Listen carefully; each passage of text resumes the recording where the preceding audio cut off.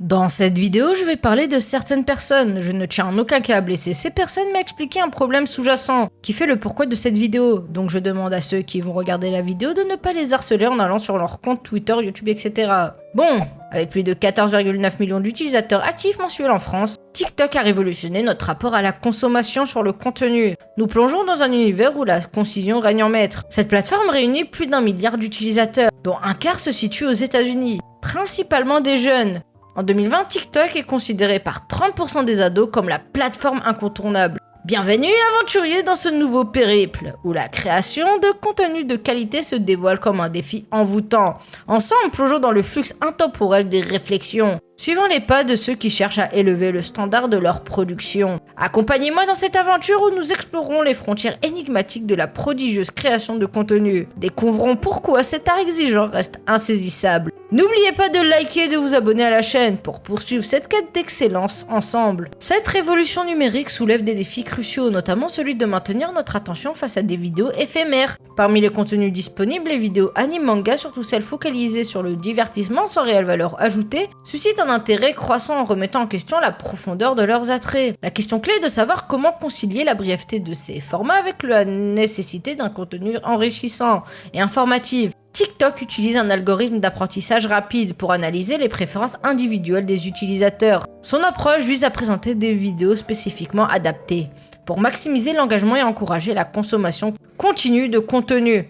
Il est important de noter que l'utilisation de TikTok peut induire une libération de dopamine, créant une forme de dépendance similaire aux récompenses imprévisibles. Ce schéma de récompense aléatoire encourage une recherche constante de stimulation captivante. Bien que des rapports suggèrent que l'utilisation prolongée de TikTok pourrait réduire la capacité d'attention des utilisateurs, des données scientifiques spécifiques à TikTok restent insuffisantes. Cependant, une utilisation excessive des réseaux sociaux est généralement associée à une diminution de la capacité d'attention. Cette évolution invite à réfléchir sur ce qui captive et satisfait notre curiosité. Ces vidéos attrayantes mais parfois dépourvues de substance soulignent notre dilemme entre le superficiel et l'enrichissant, entre l'éphémère et la quête de connaissances plus profondes. Cette transformation dans notre façon de consommer du contenu a graduellement éclipsé des formats plus documentés et approfondis, parfois au détriment de notre approche intérieure des sujets. La recherche neurologique met en lumière les impacts spécifiques des contenus courts sur nos capacités cognitives. Une exposition répétée à des stimuli brefs, comme sur TikTok, peut altérer significativement notre attention soutenue et notre réflexion analytique. Ces découvertes nous invitent à repenser la manière dont nous absorbons l'information, soulignant les implications profondes de la consommation de contenu bref sur nos cerveaux et notre capacité à élaborer une compréhension nuancée et approfondie. Ce qui fait que les narrations simples ont un attrait puissant sur l'engagement du public, surtout dans des plateformes telles que YouTube et TikTok. Ces narrations captivent l'audience en raison de leur accessibilité et de leur capacité à transmettre des idées de manière claire et concise. Attendez, imaginez une vidéo YouTube où le créateur raconte une histoire personnelle sur la façon dont il a surmonté un obstacle difficile en utilisant un langage simple et des détails concrets. Il permet à son public de se connecter émotionnellement à son récit. De même que sur TikTok, une vidéo qui raconte une anecdote amusante avec une narration simple peut rapidement captiver l'attention. Un exemple pourrait être une vidéo où quelqu'un raconte un accident comique qui s'est produit pendant ses vacances en utilisant un langage clair et des gestes expressifs. Cette personne peut transmettre l'essence de l'histoire en quelques secondes, attirant ainsi l'intérêt des spectateurs. Ce qui fait que l'efficacité des narrations simples réside dans leur capacité à être comprise par un large public. Elle permet de simplifier les concepts complexes, ce qui fait que l'audience peut facilement s'immerger dans le contenu sans être freinée par des explications difficiles. En fin de compte, les histoires simples ont un pouvoir d'attraction sur les plateformes. Elles permettent une connexion émotionnelle plus forte avec le public, stimulant ainsi l'engagement et favorisant le partage de contenu à raison de leur accessibilité universelle. Malheureusement, une tendance émerge de manière éclatante. L'exigence maladive en manière de qualité ne se limite pas aux seuls youtubeurs et tiktokers. Les streamers réac, parfois qualité de fast-food du streaming, captivent des audiences massives. Il est tristement répandu de nos jours de voir certaines personnes se complaire dans l'humiliation, les insultes et le mépris envers d'autres communautés, tout en étant totalement fermés à la remise en question de leur propre opinion erronée. Ces individus, souvent prompts à propager des rumeurs et des informations fausses, refusent catégoriquement de remettre en question leur propre logique, se croyant parfaits uniquement parce qu'ils se considèrent comme faisant partie d'une certaine communauté. Un exemple de cette mentalité toxique est illustré par des personnalités telles que Mehdi ZW, dont celui-ci aurait une grande facilité d'insulter de pointeurs ceux lisant des œuvres méconnues, ayant des adolescents, comme il y a eu avec Ochinoko. Pour ces individus, seule une œuvre affiliée au cercle sacro-saint des Neketsu, les mangas combat qu'on connaît tous, sauf Bleach, et je suis vraiment désolé pour vous les fans de Bleach, méritent leur critique. Cependant, même les œuvres considérées comme des neketsu ne sont pas exemptes de scènes problématiques et critiquables. Le refus obstiné de reconnaître cette réalité démontre une étroitesse d'esprit et une absence de réflexion critique, mettant en lumière la nécessité urgente d'un examen plus approfondi et nuancé des médias que nous consommons et de la manière dont ils influencent nos perceptions et nos comportements. Et on parlera pas de Doga qui fait du fake react et d'autres horreurs touchant atteinte à d'autres streamers lorsque les gens pointent du doigt les problèmes de son contenu, et donc en diffamant. Ouais, alors faut quand même se le dire, mais bon, l'hypocrisie chez certains est assez grande dans le monde du stream et même de YouTube. Mais ça, on peut en parler dans une autre vidéo si ça vous intéresse. Il est essentiel de rejeter cette mentalité de jugement hâtif et d'intolérance et de favoriser un dialogue ouvert et respectueux capable d'engager des discussions constructives sur les aspects problématiques des œuvres culturelles, tout en reconnaissant leur valeur et leur complexité dans leurs ensembles. Cependant, en dehors de ces formats populaires, le reste du monde explore des horizons plus vastes et diversifiés, notamment dans le domaine du manga et de l'anime. À l'échelle mondiale, la créativité autour du contenu manga-anime atteint des sommets impressionnants. Des émissions en direct, des interviews et avec des grands studios, des débats hebdomadaires suscitent des millions de vues, créant ainsi une expérience immersive pour les passionnés. Cette scène animée s'épanouit avec une énergie contagieuse, offrant un éventail riche et varié de contenus pour les fans avérés et les novices. Pourtant en France, bien que les initiatives existent, elles demeurent marginales et ne parviennent pas à égaler la frénésie créative observée ailleurs. Certains acteurs, comme le Tomodachi Club affilié à One Life, ont appris l'importance de repousser les limites. Ils se lancent dans des projets audacieux, travaillant acharnement pour offrir un contenu exceptionnel qui transcende les attentes habituelles. Et je tiens à vous annoncer, mais depuis un moment, je me suis lancé dans une émission de débat informative autour de la pop culture. Son nom, No Show, une émission permettant de parler de manière poussée sur des sujets problématiques d'actualité et qui met au débat les gens. En rejoignant ma chaîne Twitch ainsi que mon Discord, vous pourrez avoir la chance de pouvoir participer à ces débats et de même pouvoir participer à une tombola avec des lots à la clé. Il est temps pour la scène française de l'anime et du manga de s'élever à de nouveaux sommets. Les spectateurs sont avides de plus que des réactions éphémères. Ils cherchent des expériences immersives, des débats enflammés, des rencontres avec les grandes figures de cette industrie. Or, la montée en puissance des influenceurs manga-anime tels que Mademoiselle Soso, Shedley, Seven Deadly Cheese et Blacko est le reflet d'une évolution dans la façon dont le contenu est consommé et apprécié par les auditeurs. Ces influenceurs se distinguent souvent par plusieurs caractéristiques. L'accessibilité du contenu, ils présentent des concepts accessibles à un large public. Prenons les Seven Deadly Cheese avec leur concept qui fait très régulièrement polémique, dû à leurs avis très controversés sur la chose, qui finissent 3/4 du temps en avant sur Twitter ou leur réputation malheureusement base sur des bad buzz réguliers. La simplicité narrative, leur façon de présenter les contenus est souvent simple et directe. Ils optent pour des analyses ou des résumés qui ne sont pas trop complexes, permettant ainsi à un large public de les comprendre. Ces créateurs de contenu gagnent en popularité car ils répondent à une demande spécifique. Leur approche plus simple et directe attire ceux qui cherchent à découvrir ce qui sont les mangas ou animés, sans se plonger dans des analyses approfondies ou des réflexions complexes comme certains créateurs de contenu pourraient le faire, dont je vous parlerai un peu plus tard dans la vidéo. Malheureusement, nous sommes confrontés à une réalité dérangeante où des individus comme Mademoiselle Soso, Shedley et leur secte d'amis posent souvent un problème flagrant. Ils se permettent de ridiculiser les préférences innocentes d'un enfant en le jugeant avec un montage odieux et irrespectueux. Ce comportement est non seulement méprisable mais aussi profondément troublant. Alors que pour le cas de Mademoiselle Soso qui semble prôner l'idée selon laquelle chacun est libre d'avoir ses propres goûts, pourtant elle-même se laisse souvent emporter par des comportements hypocrites, exigeant le respect pour ses propres choix tout en se mettant incroyablement condescendante envers ceux des autres. Cette contradiction est à la fois décevante et révélatrice d'une mentalité toxique. Ce qui est encore plus préoccupant, c'est l'attitude arrogante de ceux qui pensent détenir le monopole du bon goût ou de la vérité, simplement parce qu'ils commencent à gagner une notoriété. Le harcèlement est une abomination, certes, mais le vrai problème réside dans le besoin constant de créer des controverses et de publier des contenus problématiques sur des plateformes comme TikTok ou les réseaux sociaux pour attirer l'attention. D'ailleurs, pour vous, quel est le créateur de contenu dans la pop culture en général que vous appréciez pour leur analyse? Cependant, il est important de noter que la simplicité ne signifie pas nécessairement que le contenu est inférieur. Ces influenceurs jouent un rôle crucial en rendant la culture manga-anime plus accessible à un public plus large. Mais dans tout ça, est-ce qu'on peut faire du contenu long, complexe et qui intéresse des gens? Dans la réalité, on peut totalement le faire. L'exemple le plus connu reste celui des très célèbres Ego et Kumbo, deux vidéastes de jeux vidéo dont j'apprécie grandement leurs travaux. Ego et Kubo, dans le domaine des jeux vidéo, se distinguent par leur capacité à créer un contenu plus détaillé et approfondi, offrant une analyse plus élaborée des récits captivants. Leur force réside souvent dans leur narration et surtout leur capacité à captiver l'audience. Prenons l'exemple d'Ego qui se démarque par ses analyses approfondies qui vont au-delà d'une simple critique. Ego ne se contente pas seulement de parler des aspects superficiels d'un jeu.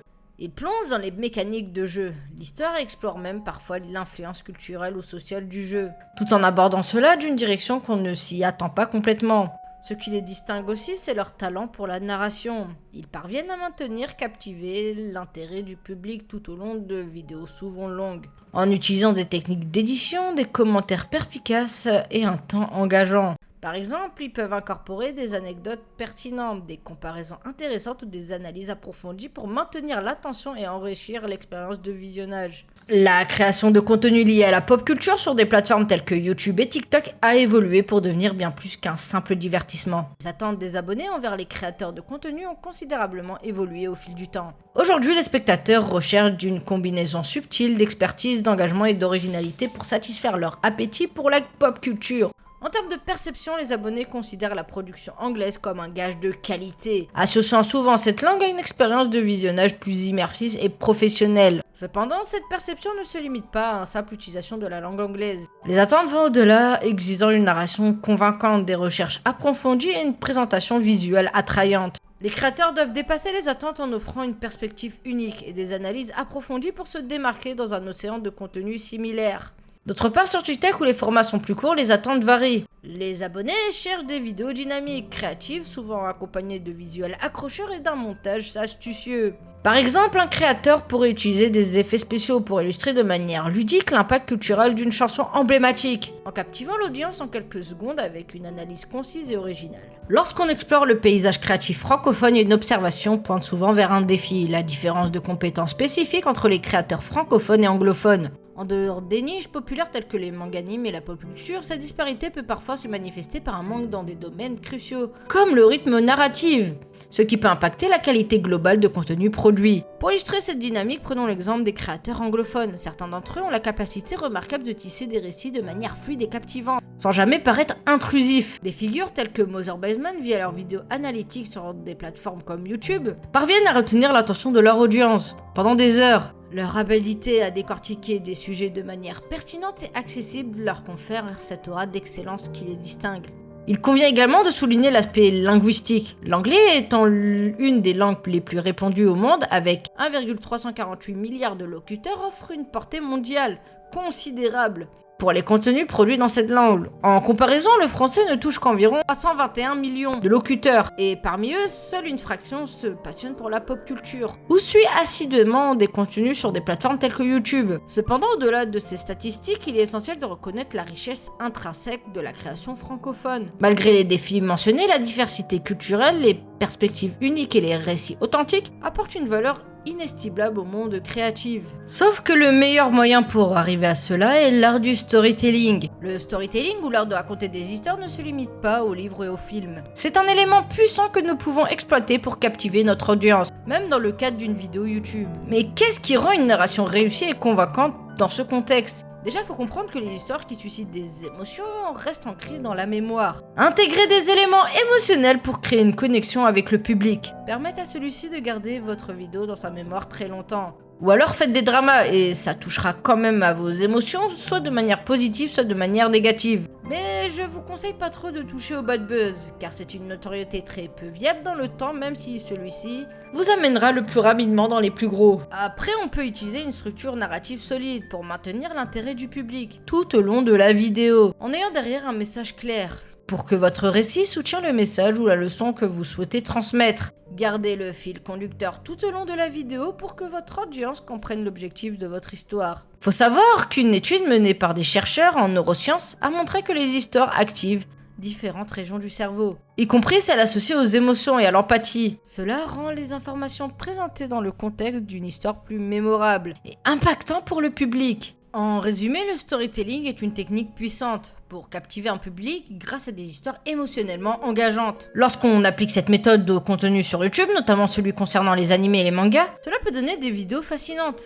Ces vidéos utilisent souvent des éléments narratifs solides, des émotions fortes et des techniques d'engagement pour transmettre efficacement un message. Cependant, malgré le potentiel de ce type de contenu, la réalité est un peu plus complexe. Avec l'explosion de nouveaux vidéastes et créateurs de contenu sur des plateformes comme TikTok, la qualité globale du contenu lié aux mangas et aux animés sur YouTube a semblé diminuer. On se souvient tous avec émotion des figures emblématiques comme Mr. Hanzer, Chef Otaku ou encore No Acro, qui ont su élever le niveau avec leurs vidéos exceptionnelles et qui sont devenus des références incontournables dans leur domaine. C'est précisément là où beaucoup de spectateurs expriment un sentiment de nostalgie, en disant que c'était mieux avant. Cela signifie qu'ils ont l'impression que la qualité du contenu sur les mangas et les animés sur YouTube était plus élevée à une époque antérieure, lorsque ces créateurs pionniers régnaient en maître.